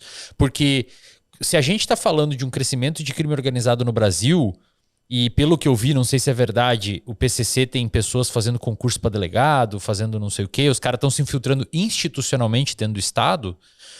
Parece que vai chegar um momento, Joel, aí até por um mecanismo hegeliano de síntese, de tese e antítese, as coisas vão se chocando. Sim, sim. Chega uma hora que chega um El Salvador da vida. Não, ninguém mais aguenta, o pessoal legitima o cara a prender gente sem o devido processo legal, porque ninguém mais aguenta a filha sequestrada em casa e tá um inferno na vida. Você acha que vai chegar um momento que essa esquerda mais intelectualizada, ela não deveria, não sei se baixar as armas ou pisar no mundo real e falar, cara, tem um debate importante para ser feito e o mundo não é de arco-íris? Então, cara, aí a gente precisa separar quem que é militante e quem é estudioso, né? Porque, tipo assim, as principais denúncias sobre o PCC e forma como o PCC funciona, que os caras leem quando querem fazer legislação mesmo, elas vêm de estudiosos. Vem, por exemplo, da minha orientadora, que é a Camila Nunes Dias, que lançou um livro há Não, uns. eu vou, só desculpa, eu digo a galera mais militante Ah, sim, isso. desculpa, eu me fiz É. entender errado. Eu não tô dizendo que a galera que levanta dado, tabela dado e faz análise, etc. Eu tô dizendo essa galera. Acho que você sabe mais ou menos de quem que eu tô querendo Tá, dizer, né? tá, tá, tá. Porque assim, eu também confundi o bagulho de Não, não, cientista não. e tal, porque Desculpa. geralmente Foi, foi uma há análise. interpretações. Tá. Não. O que acontece é assim. Aí eu acho que é um problema dos dois. Por quê? Ao mesmo tempo que a gente tem uma esquerda que é abolicionista penal e acha que ninguém pode tocar numa pessoa que teve um problema social ligado ao crescimento na pobreza e falta do Estado, a gente tem pelo outro lado um braço estatal e pessoas que defendem a polícia que acham que matar todo mundo e não dar nada para ninguém também é Uhum, a solução. E esses são os agentes que gritam e falam alto sobre esse assunto, que tentam interditar o debate de quem está no centro, tentando dialogar sobre essas situações. O fato é que com as redes sociais, esse debate simplesmente não existe mais. Porque para você se eleger, você tem um espaço agora para falar com as suas bolhas e você vai fazer o quê? Você vai, obviamente, você sabe disso daí, né, do lance, você vai é, reforçar esses estímulos ao extremo cada vez mais para que os caras continuem votando em você, uhum, para você ter outro lado. Então, esses lados se tornando como inimigo, você não consegue dialogar, porque tem muito da esquerda que tem que ser usado na segurança pública, tá ligado? uhum. Tem muito da direita que também tem que ser usado na segurança pública. Mas o fato não é dizer que cadeia não resolve nada, e também não dá para você dizer que matar todo mundo resolve alguma Uhum. coisa, entendeu? Então, essas são as questões complicadas que a gente tem aqui, complexas, porque quem se dispõe a falar de segurança pública geralmente está calibrado nos extremos da coisa. E Por aí, exemplo, na economia, aí se afasta, né, cara? Se afasta no terreno onde realmente essas ideias resolvem. por exemplo, na economia, não necessariamente essas pessoas são assim. Na economia tem muita gente que é ponderada, que é técnico, que trabalha, tem muita gente que se elege querendo debater mesmo. Você tem, por exemplo, partidos de social-democracia que chega na hora de votar uma pauta econômica, todo mundo junto. Agora, na segurança pública, tudo vira um espetáculo, porque consegue mexer com muitos afetos das pessoas, Exato. né, cara?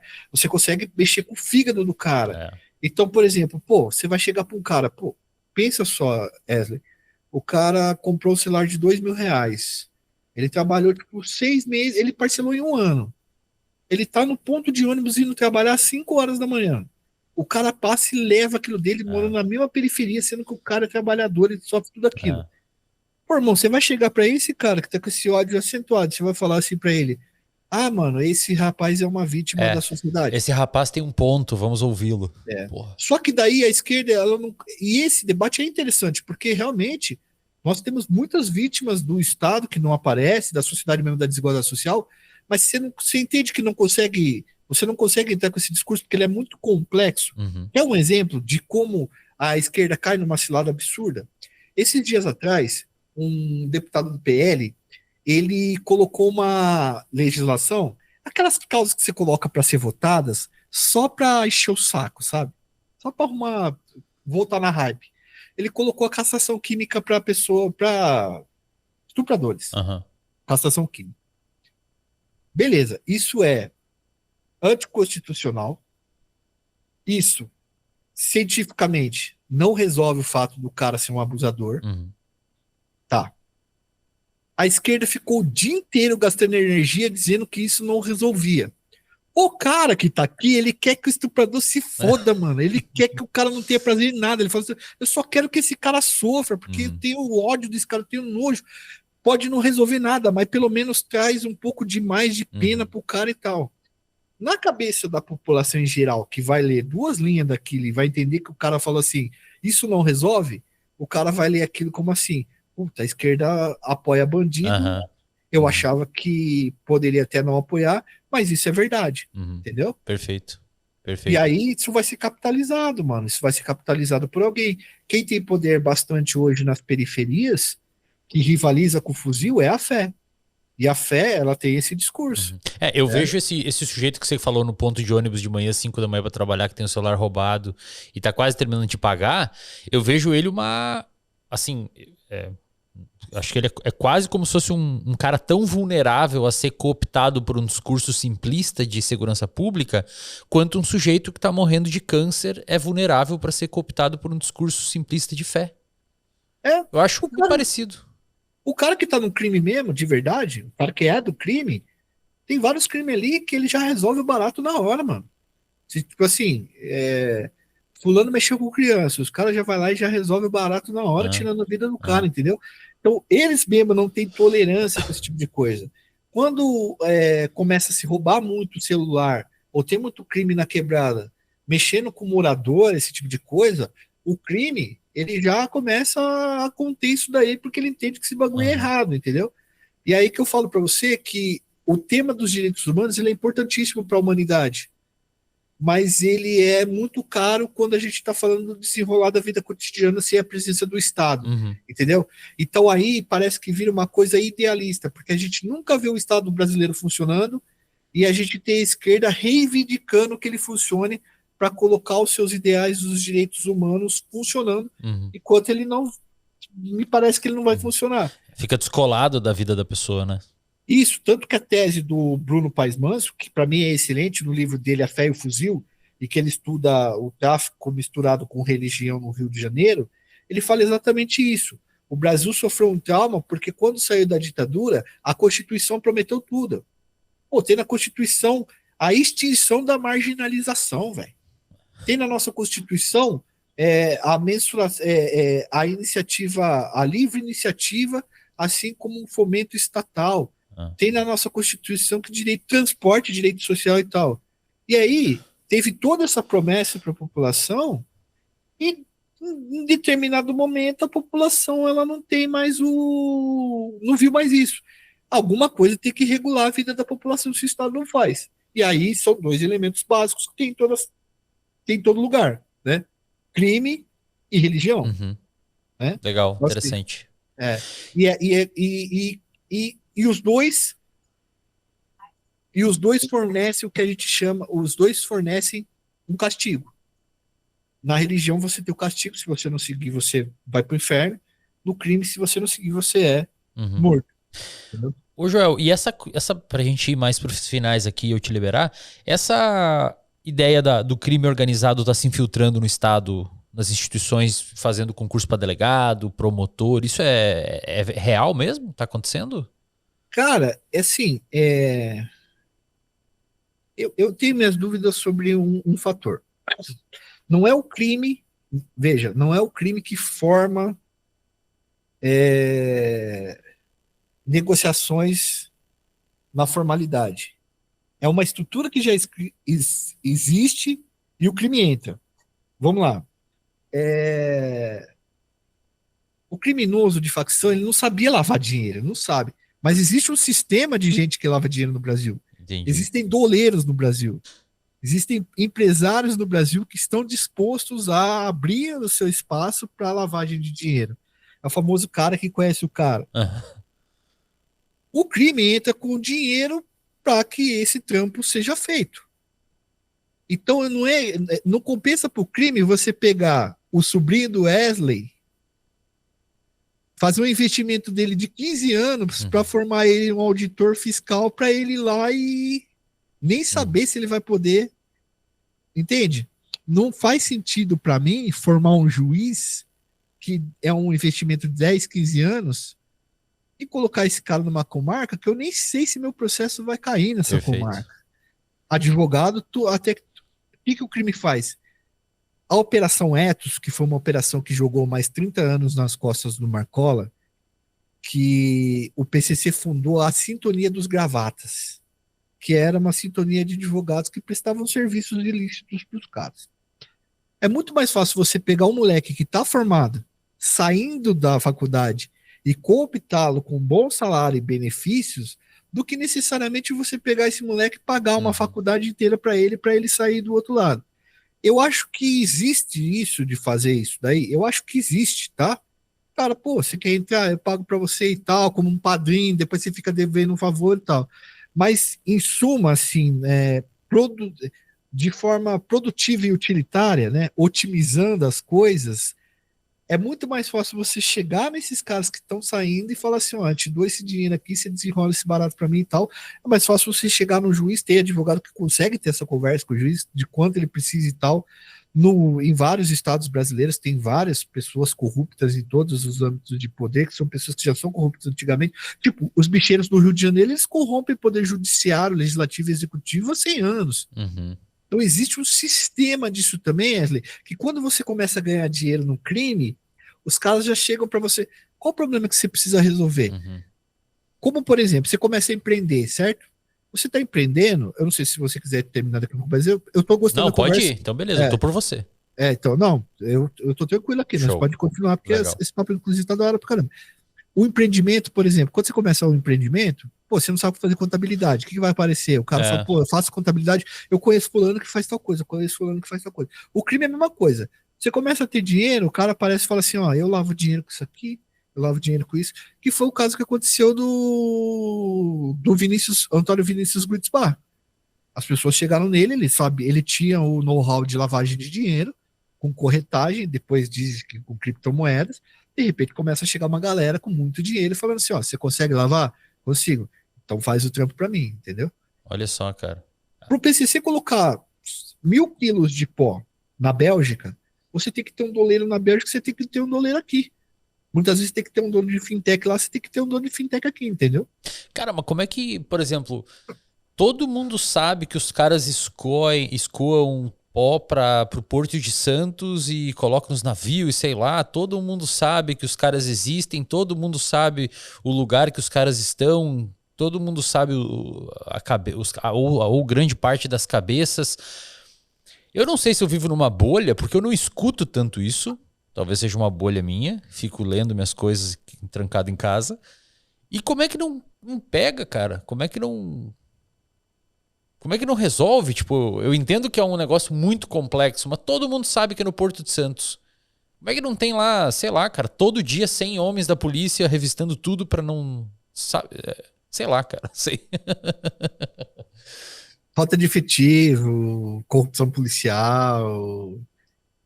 Cara, a prática do torcicolo, né? A gente chama da prática do torcicolo. Né? o cara olha pro outro lado, não consegue... Acabou, né? Nem precisa olhar pro outro lado, Wesley. É só não virar pro lado certo, entendeu? Cara, sei lá, na ponta o cara ganhando 3,5 conto aqui, Pra quê? Eu concordo, cara. Vamos fazer uma conta de teoria dos jogos aqui, né? Sei lá, de vantagem. O cara tá ganhando 4 contas ali na porta da alfândega. Tem 4 policiais federais ali, no tamanho do Porto Santos, e o resto do pessoal é terceirizado, é polícia civil, polícia militar. O cara não tá ganhando nada. Ele vê ali que o cara tá parado de carrão, deve ter uma estrutura, um monte de gente pra achar a família dele qualquer coisa. Exato. O cara vai olhar aquele container, ele vai ter que dar uma geral no cara, parar o maluco, abrir, pra daqui a pouco ligar um coronel pra ele e falar assim, o coronel já liga falando, soldado, ele já fala A a patente. patente do cara. Soldado, onde que você mora? Mora em Santos. Estamos precisando de um soldado lá em Diadema, eu vou transferir você pra Pior lá. que é foder o cara, né? Mandou lá pro Pô, mano, Acre. toda uma estrutura de dinheiro e de poder que o cara faz uma conta muito rápida e ele fala assim, maluco, Não compensa. compensa eu parar esse container aqui, eu vou dar um prejuízo violento pros caras, vai dar um problema pra minha família e tal. Porra, aí o malucão passa por ele e fala assim, ô meu irmão, pô, você é gente boa demais, só que 500 conto pra você e tal. É. Não nada, você nem sabe que ele te subornou nem nada, mas ele te dá um bom dia. O cara fala assim pra você muitas vezes, pô, Wesley, você é gente boa, precisava de algum bagulho aqui, tô É. ligado que você mora. Só dá uma ligada pra mim. Isso é dar uma sensação de poder no cara. No fim das contas, mano, quem tá no baixo clero aqui, ele tem um poder de ação muito pequeno. Uhum, uhum. Não, cara, eu concordo totalmente, assim, é que para nós, população, digamos assim, que não pega essas nuances, às vezes é muito estranho todo mundo saber de tudo e não parar de existir. Seria a gente poderia dizer que no momento de hoje o crime organizado vence o Estado brasileiro? E aí, só colocando os policiais federais, porque sempre quando eu vou no podcast, eu tenho vários amigos policiais federais e eles vêm falar comigo, você fala besteira lá, tá, não sei o quê. Né, eu respeito muito eles. É que o policial federal, ele tá querendo desbancar uma rede.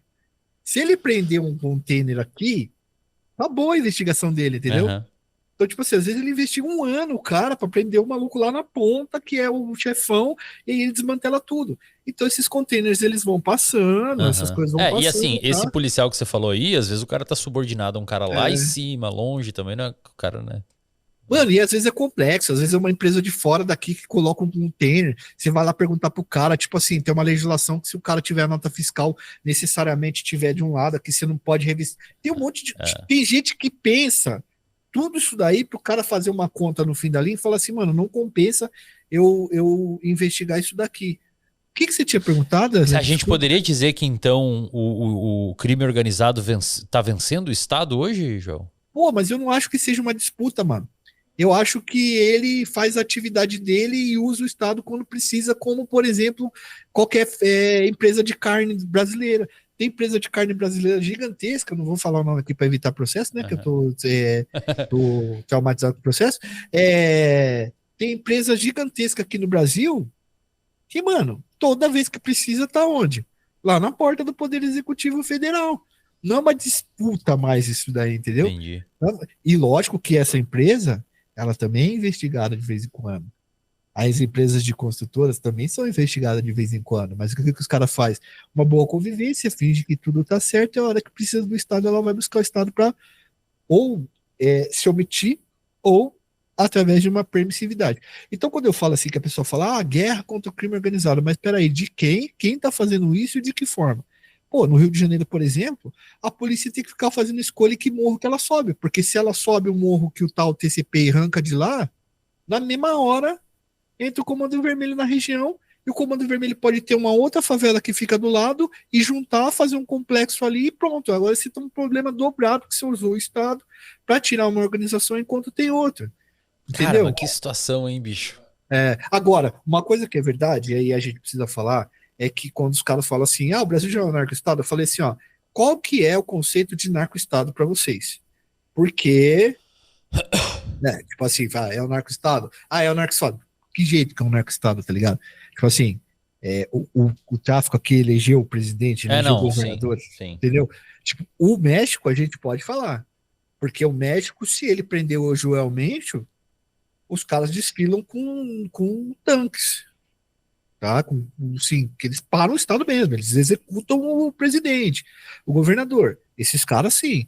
O México, ele tem um lucro gigante em cima do tráfico. 175 mil pessoas trabalham para o tráfico. Tipo assim, é o quinto setor que mais emprega no México, tá ligado? O comércio ilegal de substâncias. E Jalisco, né, velho? No estado de Jalisco, por exemplo, é o quinto atividade econômica que mais Caramba. emprega, né? Se você parar hoje com as plantações de papoula no México, você tem milhões de pessoas que ficam desempregadas e param de comer do dia para noite. Quem que Uhum. vai aguentar isso daí? Uhum. Então, esse narco-estado, ele é dependente dessa parada. Aqui não, aqui a gente é dependente do agro, por exemplo. Mas, por exemplo, se você mata as principais lideranças do PCC ou do Comando Vermelho, você acha que não dá um problemaço no Rio de Janeiro ou em São Paulo? Mas esses caras, eles já estão, se você for pensar, é duro falar isso, a galera ficar brava, né? Pode Nos falar o que você presídios, quiser, cara. A galera do meu não, podcast é mais madura. nos presídios federais esses caras estão mortos, mano. Ali é chamado de tumba. No presídio federal não sai nem ordem nem nada. O presídio federal é que o pessoal não sabe o que é o presídio federal, mano. Acho que nunca tem um vídeo lá no meu canal que mostra isso. O presídio federal, o cara tem 2 horas de banho de sol por dia. Todas as conversas dele são monitoradas em um setor dentro de Brasília. Muita pouquíssima coisa sai dali. Esses caras, eles estão, essas lideranças mais fortes aí, elas estão ali. Mas o operacional já está montado, mano. O PCC, ele tem um sistema burocrático que como Brasília, se o presidente morreu hoje as coisas continuam Entendi. Você tem funcionando. uma governança que não depende do CEO da empresa mais. Exatamente, tipo assim, obviamente que você vai ter o cabeça que vai assumir, ele vai dizer se o bagulho vai para a esquerda, vai para a direita, Entendi. etc. Mas toda a estrutura tem. Quando o Marcola tomou o poder, realmente ele fez isso. Ele dividiu o PCC em inúmeras sintonias. Cada sintonia, e cara, é muito organizado. Você vai fazer um tribunal do crime aqui embaixo, numa periferia daqui, no interior de São Paulo, você tem que ter um livro que você vai anotar tudo o que acontece. E isso vai passar por um resumo, que vai passar por um resumo, até chegar num cara que vai fazer a contabilidade disso e vai ver se está correto ou não. Caraca, Mano, os caras têm um aparelho estatal deles, assim, próprio. pô, bicho, já tive acesso a cadernos Caramba. de disciplinas de dentro de cadeia, que é o cara do PCC que tem que cuidar do raio de cela. Aham. Pô, ele tá lá, escrito lá. Hoje eu fui resolver porque fulano não tava tomando banho, tava cheirando mal e queriam bater no cara. Conversa. Tipo, ontem fulano olhou pra mulher de fulano na visita, os caras iam se matar, paulada, tal. E aí vai para um resumo. Então, tipo assim, se essas coisas cotidianas são organizadas, você imagina a Uhum. estrutura do negócio e quem corre atrás disso daí. E no fim das contas, mano, isso dá muito dinheiro, né? Então, os operacionais, eles fazem isso. E, cara, como eu disse, quando você tem uma organização, uma instituição muito bem estruturada, não existe vácuo de poder. Se matar, entra outro. Entendeu? Não, claro. Uma fila. Uhum. E é difícil também, viu, Wesley? Porque a gente acha também que a gente conhece todo mundo, né? Os chefes mesmo, os chefes que são expostos são chefes que a polícia consegue chegar, que o Ministério Público consegue Uhum. chegar, mano. Eu fico imaginando que o que a gente debate aqui e o que você tem acesso para fazer os seus documentários e tal é um pedaço, né? Mas é Bem restrito. pequeno demais, É. pequeno demais, assim. E, inclusive, tendo fontes, tudo é coisa que a gente. E é tudo complexo, porque assim, ó, o caminho é que essas organizações que mexem com o tráfico, elas virem uma espécie de holding não, mas que vire tudo tipo uma empresa só, tá ligado? Internacionalmente. Não haja mais essas divisões e tal, e fique cada vez maior, Pô, os caras estão diluindo fronteiras, os tudo. caras estão seguindo o processo é um business, é uma empresa mesmo. É, As empresas vão se comprando, vão formando um uma conglomerado. PepsiCo, Uma é, PepsiCo, exatamente. Uma tá ligado? É Johnson isso, Johnson. isso. Para cada fase da vida. E aí você tem duas grandes empresas, por exemplo, no Brasil é isso que acontece. Você tem duas grandes empresas do comércio ilegal de substâncias, que seriam uma Coca e uma PepsiCo e uma Unilever. Não é bom usar esses exemplos, mas seriam duas que controlam uma série de atividades e negócios locais tentam sobreviver em grupos Aham, ou dentro de cadeias. Esses negócios vão aham. sendo extintos ou eles vão sendo É. comprados É, e e assim como a Unilever não vai quebrar, se um dos produtos parar de existir ou for tirado de mercado, esses conglomerados de crime organizado dificilmente vão quebrar se a polícia atacar um lado só, né? É um bagulho tão grande e tão capilarizado que é quase um organismo vivo que é muito difícil você derrubar, né? Porque tem tanta coisa envolvida e tanto processo que o negócio tomou conta de É, é que é o mercado de disputa também, né? Tipo assim, como eu falei, não existe vácuo no mercado. O que acontece é que existem vários rivais, se você tira um, o outro entra naquele mercado. E aí você tem várias metamorfoses daquilo. Por exemplo, a gente fez um dossiê agora sobre o El Mencho. O El Mencho é um dos homens mais temidos do mundo. É o mais temido do México. Tá? Ele é dono da Jalisco Nova Geração. É um cara muito. O governo do México não quer prender ele, velho. Sabe por quê? Porque o filho dele foi preso já. E eles têm medo que se prender o El Mencho, você não tem o herdeiro legítimo e isso vira uma guerra que exploda mais 10 cartéis. Entendi.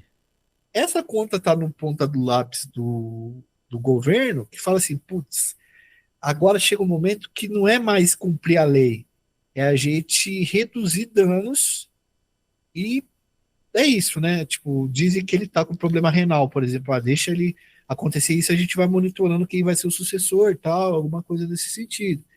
Chegou, o México já chegou a negociar a soltura de preso, mano.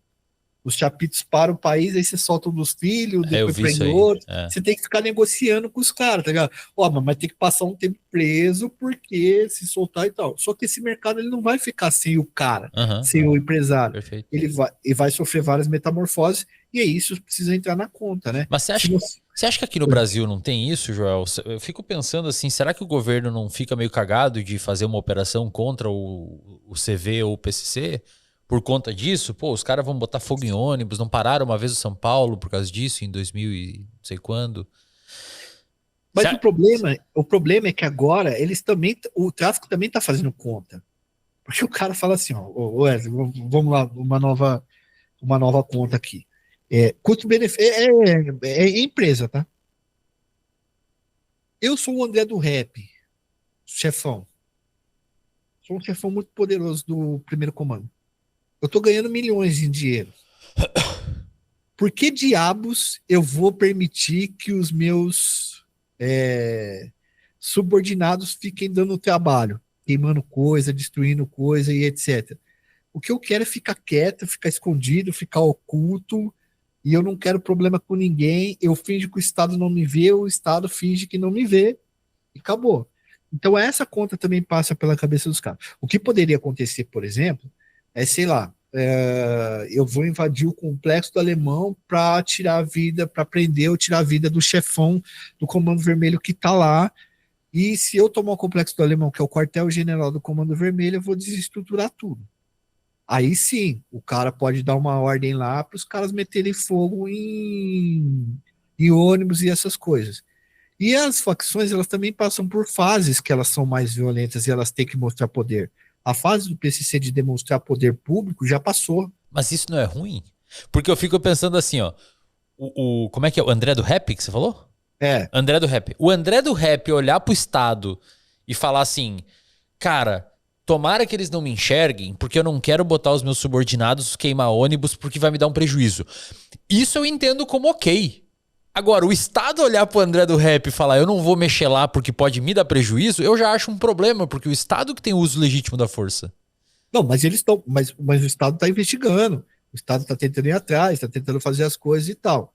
Mas você acha que eles têm esse receio? Você acha que o Estado brasileiro tem. Não sei, né? Eu acho que sim, cara. Eu acho que. Tipo, não é igual o México, Então, mas assim, tem o foda aquele. é que isso entra numa questão que entra numa. Quase uma teoria da conspiração. Não dá para saber. Porque tem muita gente atrás do André do Rap, tem muita gente investigando, tem muita gente trabalhando para chegar nele, tem muita gente trabalhando para prender ele.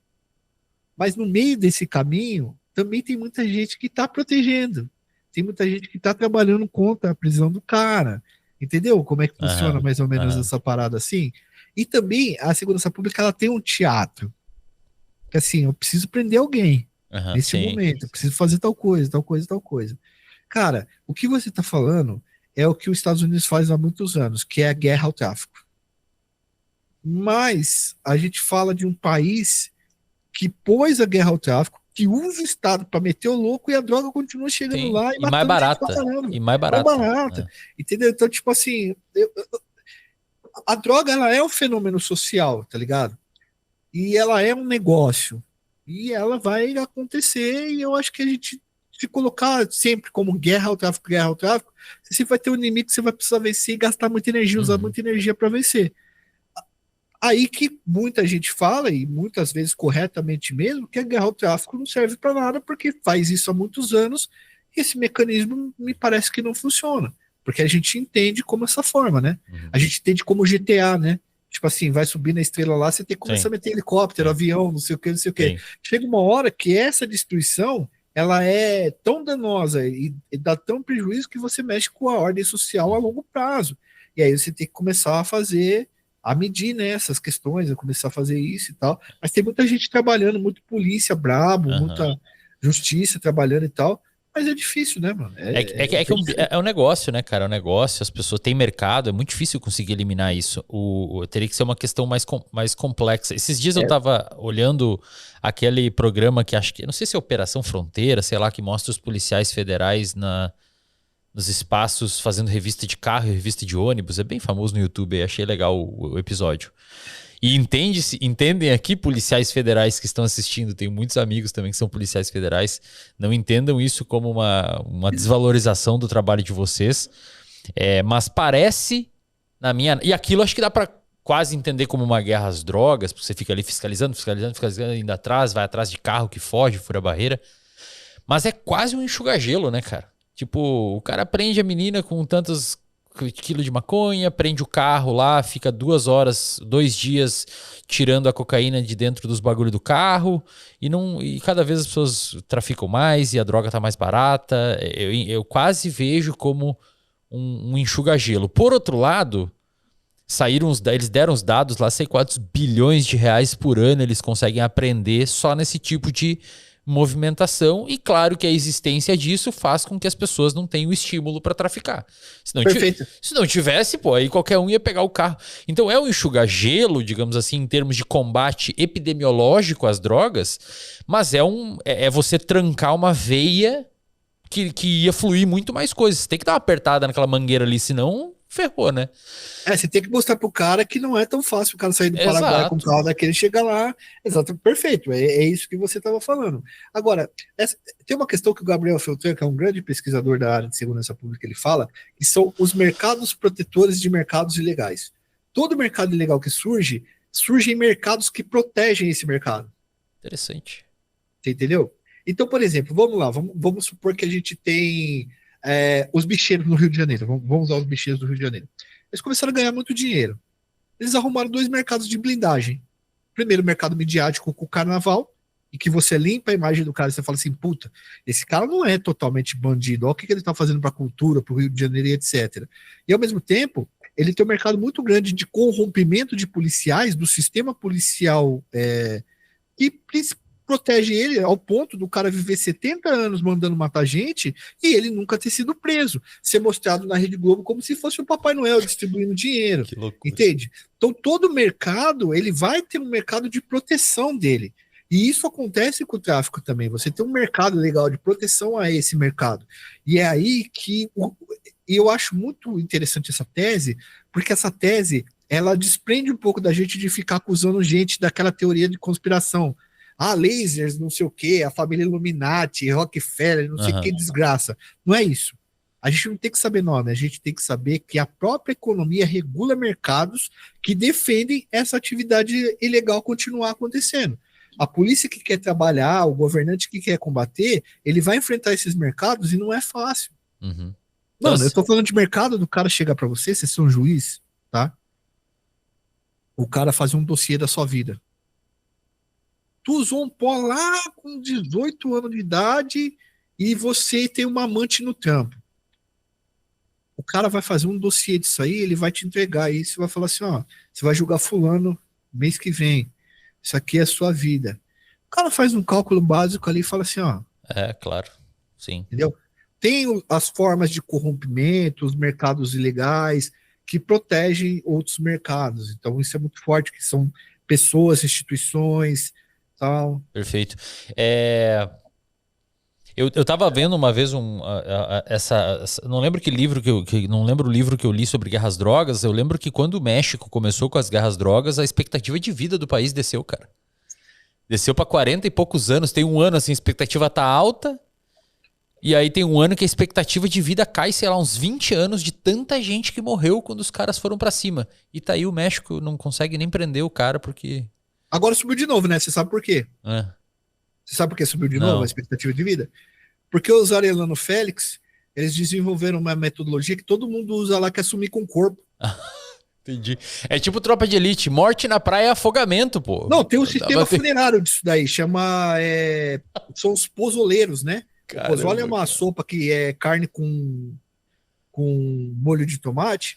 Então existe um mercado funerário que é o seguinte: você mata o cara, você leva lá, o cara derrete o corpo, some com o cara. A expectativa de vida sobe, o número de homicídios cai, porque é um acordo. O cara fala assim: bom, beleza, eu não vou investigar, mas você precisa me ajudar também, né? Me ajuda a te ajudar. Como diz no Tropa de Elite mesmo. Tipo assim, desapareceu, não deixa o corpo que eu não acho o cara, entendeu? E aí os números eles são manipulados através dessa questão. Então, é o que eu falei para você, você vai criando mercados que vai protegendo outros mercados. Então, você tem o mercado na morte do México, que, cara, pô, se parar de matar traficante, tem gente que morre de fome, porque os caras constroem mansões. Existem construtoras que vivem de construir aqueles túmulos mausoléus pros caras do tráfico, mano. Caraca, velho. Entendeu? Caramba. Ô, Joel, última pergunta aqui pra você, cara, que eu quero muito ouvir sua opinião. É um tema um pouquinho mais polêmico, mas acho que eu gostaria muito de ouvir sua opinião. Recentemente a gente tem visto, acho que inclusive nessa ideia do debate de segurança pública, e você comentou que existem mercados que regulam esse mercado e que protegem esse mercado. O que você acha de, por exemplo, o Oruan? Você sempre pergunta. Todo Cantar. lugar que eu vou, cara pergunta do O que Noruega, você cara. acha do Oruan cantar músicas exaltando o Comando Vermelho e Ah, Vermelhão? mano, ó, Você acha que isso influencia? É um ponto a favor do crime, um ponto contra o crime? então, mano, pô, isso é complexo pra caralho. Ó, Eu sei, vamos cara. lá, Foi vamos lá, mal aí. vamos lá. Não, não, não. Pô, se a gente tá no podcast, tem que responder pergunta. E eu, inclusive, eu sei responder isso e tenho uma opinião sobre isso que eu vou dar também. É, o Oruan não tem culpa de ser filho do Marcinho VP, ponto, tá? Concordo, concordo. Beleza? Quando usam isso contra ele, acham um absurdo e tal. Beleza que ele tinha aqueles malucos tatuados lá, isso aí eu acho de ideia fraca, mas é padrinho do cara, tudo e pá. Isso aí, e não é, eu não vou julgar a vida dele, ok? É,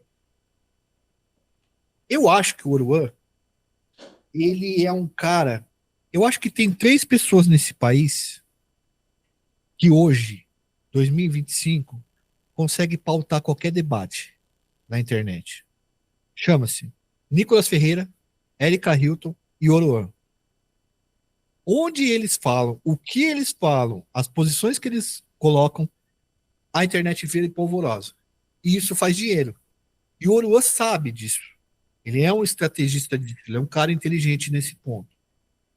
Como tem essa hype e as pessoas em volta sabem que dá para capitalizar nisso, obviamente que o canhão fica na testa dele. E todos os erros que ele vai cometer, os caras vão puxar. Como a gente está chegando no momento que a gente está falando de pauta de segurança pública e isso vai eleger muita gente, lógico que o canhão vai estar na cabeça dele, porque ele tem todas essas características que popularmente as Uhum. pessoas enxergam como se fosse o garoto problema. O cara é pardo, filho do cara que é chefe da organização criminosa, canta funk, fala os bagulho que quer, anda com um monte de MC, né? Esse é um ponto. E aí, por exemplo, eu vejo que o MBL capitaliza bastante em cima dele. A Amanda, eu sempre falei isso, né? Sem juízo de valor da Amanda também, ela tá certa como política de capitalizar. Ela tem capitalizado em cima dele sendo vereadora em São Paulo. O que o Uhum. Coroa tem a ver com isso? Mas ela vai se candidatar a deputada e vai vencer, né? Porque tá capitalizando em cima disso e tal. Daí a Antiruan, e onde coloca o nome dele, pum. E ele sabe que faz isso e ele, pum, também, entendeu? Agora, eu tenho um grande problema Quando a gente está falando de pessoas, é uma coisa. Eu sou a favor de você investigar quem quer que seja, se essa pessoa tem indícios de que está lavando dinheiro para o tráfico ou não. Correto?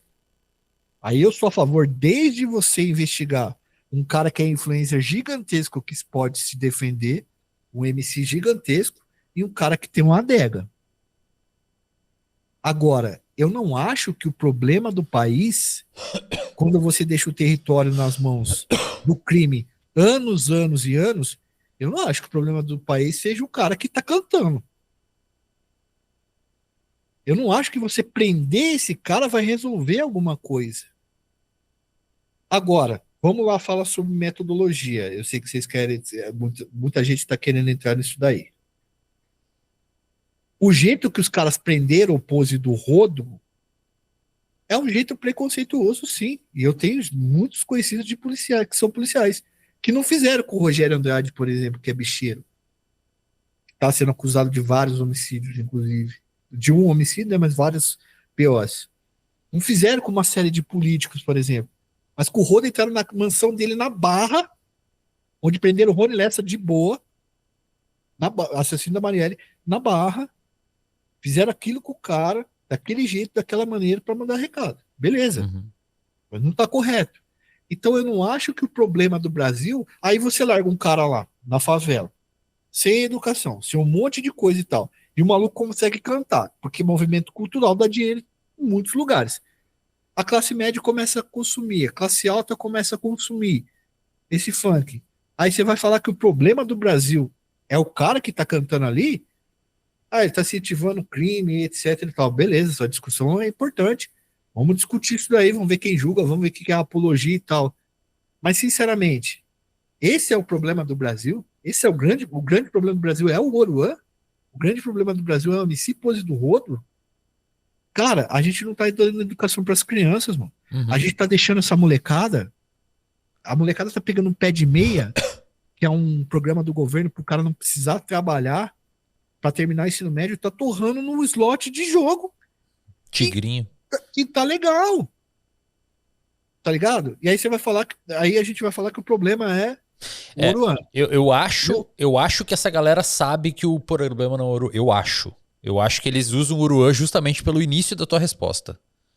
Tipo, é o cara que pauta o debate, então eu vou atacar ele querendo atacar uma pauta maior, mas vou usar ele como ponte, entendeu? Ah, sim, Eu acho que é isso. exatamente. Eu acho. E assim, eu acho que a galera sabe que ele não é o problema. Eu acho que eles usam ele como uma ponte, né? Sim, porque ele faz muito Claro, dá sucesso, né? clique pra caramba. Por Inclusive, exemplo, a thumb desse podcast vai ser o seu host e o Doruan do lado. Não vai ser. não, o funk, e eu conheço parte da família do Oruan, conheço, eu não, as pessoas querem, eu parei de falar disso em alguns podcasts, porque as pessoas querem que eu condene uma pessoa, tá ligado? Elas não querem ouvir o que eu acho do Oruan, elas querem que eu fale mal do Oruan, Uhum, uhum. entendeu? Elas não querem ver minha análise, elas querem ver minha análise quando eu falo do Bukele, que daí eu agrado algumas pessoas e tal, mas elas querem me ouvir falar mal do Oruan, eu não vou falar mal do Oruan, eu não tenho nada contra o cara, eu não faço juízo de valor da vida dele. Agora, sinceramente, o pessoal fala da não criminalização do funk. Mas, pô, você fala dos caras, daqui a pouco os caras começam a falar que tem que acabar com o funk. Aí teve aqui Diadema. Foi Diadema que os caras comprou um drone? Ó, os caras já comprou um drone pra jogar gás lacrimogêneo em baile funk, Eu mano, tá vi, ligado? eu vi. Tipo, aí, o que o político faz? Ele capta o que tá dando um rolê, né? Aí ele vai capitalizar o Oruan, vai captar o Oruan, mas o Oruan é lá do Rio de Janeiro. Aí o que ele vai fazer? Oruan funk. Funk tem em São Paulo. Mas não pode deixar acontecer aqui em São Paulo. Pô, mas aqui em São Paulo não tem o funk que tem os caras com fuzil desse tamanho e o cara tá cantando. Pô, agora, sinceramente, não tô comparando, tá? Mas os cultos evangélicos na no complexo de Israel, eles são protegidos também pelos caras que tá lá, ou não são protegidos. Terreiros foram expulsos, quermesses foram fechadas de igreja católica. Cadê que os caras pegou o peixão? Uhum. Entendeu? É que eu falo assim, tipo, mano, se você falar, a gente tem muito problema para além do MC do que necessariamente o que faz o cara entrar no tráfico é o cara sair todo dia de casa para trabalhar e ver que um cara tá ganhando dinheiro, tá saindo com meninas, tá tendo dinheiro para comprar uma roupa boa, e o que leva para mim a sujeição é revolta, velho. Então você deixa, o Estado deixa o traficante na porta do cara armado, com dinheiro, mostrando para ele que existe um negócio, que ele não vai pegar ônibus lotado, que ele não vai ser humilhado, que ele não vai ser xingado, que ele vai poder comprar o presunto. Mano, lógico que ele vai cair para dentro do crime, é uma conta básica que é feita, entendeu? Uhum. Agora, é isso que leva o cara pro mundo do crime. Agora, o funk que o cara canta, as tentações, não sei o quê, isso leva o cara a querer ser funkeiro, mano, entendeu? Porque, tipo assim, esses caras que estão usando um colarzão desse tamanho, não sei o quê, não sei o quê, não sei o quê, quando o moleque tá cantando a música do funkeiro, ele não quer ser bandido, ele quer ser funkeiro, pô. Que é funk que dá, é funkeiro que dá dinheiro. Esses dias atrás eu vi a festa do Buzeira lá. O Buzeira é um rapaz que, eu não sei o que ele faz, ele é influencer e tudo, mas tinha um monte de funkeiro lá. Pô, os caras tudo com Rolex, com Felipe Os Patek, caras com têm muito grana. Cartier. Pô, lógico, se eu pudesse, eu seria. Pô, Wesley, o Wesley, eu trabalho o dia inteiro, pra cacete, um monte. Vou sair daqui, vou trabalhar pra casa. Você acha que eu não queria ser o MC, cantar e tá dentro de uma Maserati e botando dente de ouro? Pô, eu queria ser isso aí também, mano. Mas não leva jeito pra cantar funk, entendeu? Eu acho que o debate, se a gente continuasse por mais 2 horas, ele desembocaria mais uma vez na educação, né? Tem que. É, Esse moleque tinha que ter outras alternativas lá. Uma praça, uma academia pública, arte, escola. Ia acabar desembocando para esse lado, né? A gente não teria inclusive, como o Pose fugir. saiu do. Tem essa fita, né? O Pose era crime. Ele fala da época dele no crime. Ele era do mundo do crime. Ele saiu do mundo do crime e foi cantar. Agora, se o Pose lava dinheiro pro crime, alguma coisa assim, isso cabe à polícia. Porque, por exemplo, eu não questionei a prisão, eu não questionei o mandado de prisão do Pose, tá? O mérito, Porque né? o mérito, eu não sei o que estava escrito ali, eu não tive acesso. Mas a forma como foi feita não Isso, foi. perfeito. Demonstra muita coisa de como que o Brasil funciona, viu, mano? Agora, da educação, só para não tomar mais o seu tempo, é muito bonito as pessoas falar, viu, mano? Você sai na rua aí, eu fui professor durante quase 15 anos. A minha sócia aqui, que é uma grande amiga, tá aqui comigo, que é a Adriana, que é meio que meu cérebro aqui nos roteiros. Ela tá na educação até hoje, se mata na educação, passa 16 horas por dia trabalhando na educação, construiu biblioteca, tudo, faz Semana da Consciência Negra e tal. O brasileiro fala que gosta de educação, que tem que reforçar a educação, mas é o primeiro a meter pau em professor. Eu concordo. Aí na escola desqualificar a autoridade do professor. Você liga, você não acha um pai, você não acha mãe, não Uhum. tem ninguém em casa, aluno grita com o professor, tudo. O O professor Brasil apanha trata, hoje, cara. né? O Brasil trata mal quem ele deveria ter esperança de mudar algum bagulho. Então não adianta isso aí também, viu, velho? Existe uma hipocrisia que grita muito alto e na ponta todo mundo quer punir, mas aqui não tá fazendo nada. O Uhum. professor que ganha 3 contos por mês, 2 contos e meio por mês e tal, vai trabalhar fazendo. Uhum. Você é louco, você fica doente, cara. Eu Uhum. era professor, eu fui professor da rede pública há mais de 10 anos. E dependendo da escola que você esteja, da condição de trabalho que você tem, você vai ficar doente, cara. Uhum. Uhum. E se não apanhar lá, se os alunos não, sei lá, não riscar teu carro, se os pais não te xingar pra caramba. Hoje em dia eu tenho um grande amigo meu que é professor de escola pública e, enfim, vai sair porque não tem condições nem de sobreviver com o salário que ganha, né? Joel, obrigado, cara, demais pela sua presença aí. Deixa os seus canais, aonde que o pessoal te acha aí. Ó, o canal é Iconografia da História, esse nome é difícil aí mesmo, porque quando nós começamos não tinha nada a ver com o crime, agora já o nome já tá aí também, já acostumaram, e ninguém sabe falar isso. @Joel Paviotti no Instagram. Eu não tô divulgando o Instagram da Iconografia porque a gente não tá publicando Uhum. muita coisa lá. Era o trabalho de um dos sócios aí que tinha, ele parou de fazer o trabalho, não faz mais. E é @Joel Paviotti, a gente vai atualizando, falando lá, e eu fico muito feliz se o público do Wesley for lá Vai e sim. participar comigo, porque a gente também publica lá sobre segurança pública com evidências, Legal. essas paradas e tal. Tem uma galera aí tem uma galera que vai no teu podcast aí que eu sou fã, Jean Legal. Leonardi, Luciano Lacerda, que é o pessoal de Tudo com Evidências, né? Aham, galera que Tudo trabalha com evidência. Legal. Eu gosto disso. A gente vai ter que fazer mais um mais pra frente, hein, Joel? Ficaram muitos tópicos abertos aqui, acho que a gente vai ter que voltar a fazer, então me aguarde aí que eu te chamo daqui uns, sei lá, um ano e uns 8 meses, eu te chamo de novo, viu? Perfeito, irmão. Galera... Aí, de repente, a gente consegue ir pra Santa Catarina aí. Boa, ia ser legal, hein? Galera, deixa o like aqui pra contribuir com o nosso episódio pro YouTube recomendar e inscreva-se no canal também, fechou? Nós nos vemos já já. Valeu!